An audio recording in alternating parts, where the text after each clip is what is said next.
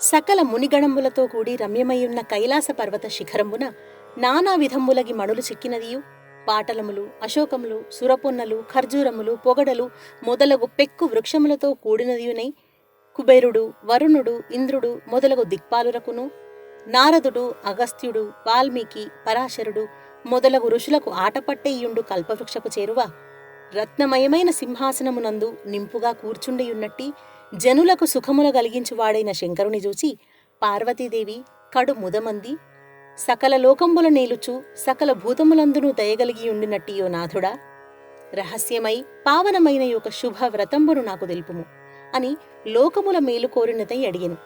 అంతట ఈశ్వరుడు పార్వతికిట్లనియే, ఓ పార్వతి, వ్రతములలోనెల్లా నుత్తమమైన వ్రతమొకటి ఉన్నది. అది సకల సంపదలకు మూలమైనది. శీఘ్రముగానే పుత్ర పౌత్రులను ఒసగునది. ఈ పావన వ్రతము వరలక్ష్మీ వ్రతం అనబడును. ఈ వ్రతమును శ్రావణ మాసంబునందు పూర్ణిమకు ముందుగా వచ్చేడు శుక్రవారం నాడు ఆచరింపవలను. ఓ పార్వతి, ఆ వ్రతము చేసిన స్త్రీకి గలుగు పుణ్యఫలము చెప్పేదని ఆలకింపుమని పార్వతికి పరమశివుడు చెప్పగా, ఆ పార్వతీదేవియు వెండియు శంకరుని చూచి, నాథ, ఆ వ్రతమునే విధితో చేయవలెను? ఆ వ్రతమునందు ఏ దేవతను కొలువవలెను? ఆ వరలక్ష్మీదేవిని ఇంతకుముందు ఎవరు ఆరాధించి ఆమెను సంతోషపెట్టిరి అని అడుగగా, ఈశ్వరుడు పార్వతీదేవితో ఇట్లనియే,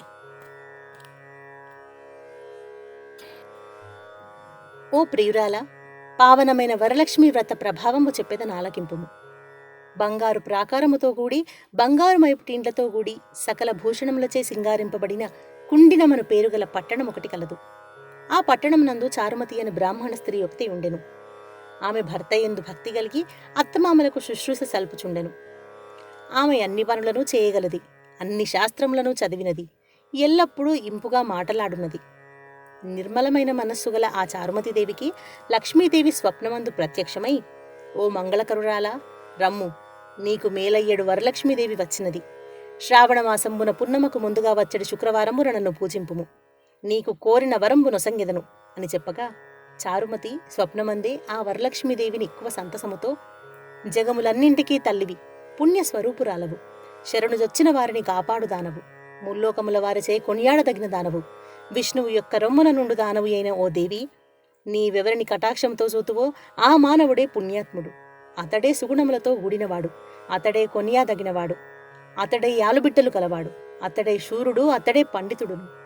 ఓ హరిప్రియురాల, ఇతరములైన పెక్కువేల జన్మములలో ఎంత పుణ్యము చేసితినో, అట్లు కానిచో మీ పాదార విందముల దర్శనము నాకబ్బునా అని ఆ వరలక్ష్మీదేవిని బహు విధములుగా స్తోత్రము చేశాను. ఆ వరలక్ష్మీదేవియు ఆ చారుమతిచే స్తోత్రము చేయబడినదై ఆ చారుమతికి పెక్కు వరంబుల నొసగి అంతర్ధానము నొందెను.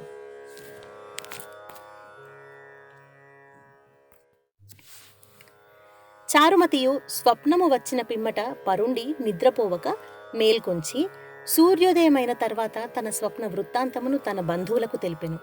బంధువులును, చారుమతి, నీ స్వప్నంబు బాగుగానున్నది, మంచిది, మనమందరము అలాగే చేయుదమని నిశ్చయించుకుని శ్రావణ పూర్ణిమకు ముందటి శుక్రవారం ఎన్నడు వచ్చునాయని ఎదురు చూచుచుండిరి. వారి అదృష్టవశమున వరలక్ష్మి వ్రత దినము ప్రాప్తించగా స్త్రీలు మనస్సులందు విచారము మాని పరిశుద్ధముగా స్నానము చేసి వింత వింతలైన బట్టలను కట్టి క్రొత్త బియ్యముతోనూ మర్రి ఈగుళ్లతోనూ నిండిన పూర్ణకుంభమునందు వరలక్ష్మీదేవిని ఆవాహనము చేసి చారుమతి మొదలగు వారందరూ భక్తితో పూజలు సల్పిరి. పద్మాసనే పద్మకరే అను శ్లోకము చెప్పి ఆ వరలక్ష్మీదేవిని ఆవాహనం చేసి మరియు కల్పమందు చెప్పబడిన ప్రకారము షోడశోపచార పూజలను చేసి కుడి హస్తమందు తోరమును కట్టుకుని నేతితో చేయబడిన భక్ష్య భోజ్య చోష్య లేహ్య పానీయాది సకల విధ పదార్థములను నివేదన చేసి చక్కని నిష్ఠగల ఒక ముసలి బ్రాహ్మణునికి 12 భక్ష్యములను దక్షిణ తాంబూలాదులతో వాయనమిచ్చి ఆ దేవి సన్నిధానమున తాము నివేదన చేసిన భక్ష్య భోజ్యాదులకు సకల పదార్థములతో కూడిన ఎన్నమును తనివి తీరా భుజించిరి. తర్వాత వరలక్ష్మి ప్రభావంబుననే చారుమతి మొదలగు స్త్రీలందరూ వరలక్ష్మీదేవి అనుగ్రహము వలన ముత్యాల మాణిక్యముల హారములను మెడనిండ ధరించిరి. కాలి ఎందలను రవలు చెక్కిన సొమ్ములను బడిసిరి.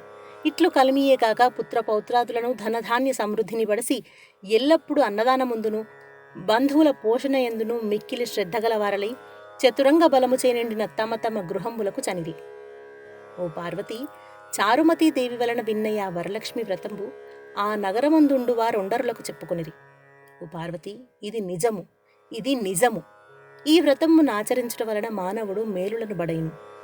చారుమతీదేవి మూలమున మనము కోరిన కోరికలెల్ల బడసితిమి. చారుమతి ఎంత పుణ్యాత్మురాలు, ఎంత మహిమ గలది, ఆమెకు వరలక్ష్మీదేవియే ప్రత్యక్షమై ఈ వ్రతమును ఉపదేశించినది అని ఆ చారుమతిని పొగిడిరి. ఓ పార్వతి, అది మొదలు ఈ వ్రతము వరలక్ష్మి వ్రతం అని లోకమున ప్రసిద్ధమయ్యను. ఇది వ్రతములలో నెల్ల ఉత్తమ వ్రతము. దీనిని నీకు సవిస్తరముగా చెప్పి తిని. ఎవరీ వ్రతమును వినుచున్నారో లేక నెమ్మదిగా ఊర్ల చేత వినిపించుచున్నారో వారికి వరలక్ష్మీదేవి ప్రభావం వలన సకల కార్యములను సిద్ధించును అని పార్వతీదేవికి శివుడు చెప్పెను. ఇది భవిష్యోత్తర పురాణమునందలి పార్వతీ పరమేశ్వరుల సంవాదమున వరలక్ష్మి వ్రతం సంపూర్ణం.